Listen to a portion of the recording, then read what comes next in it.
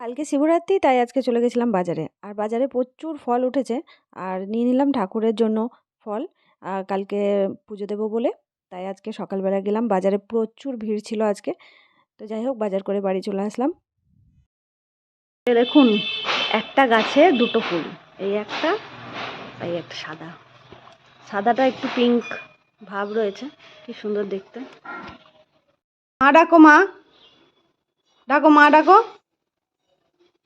তা জিভটা কি করছিস? মা ডাক, রিঙ্কি ডাক, রিঙ্কি।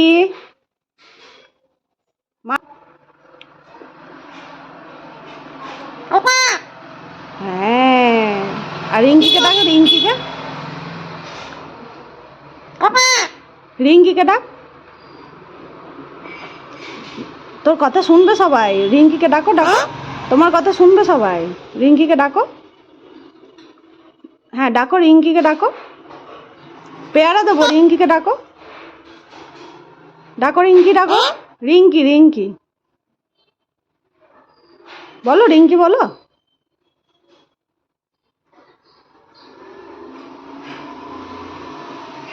বলো, হ্যাঁ না, রিঙ্কি বলো। ওই যে দাদা ভাই এসে গেছে, দাদা ভাই। দাদা ভাই ডাকো তো, দাদা ভাই ডাকো, দাদা ভাই ডাকো।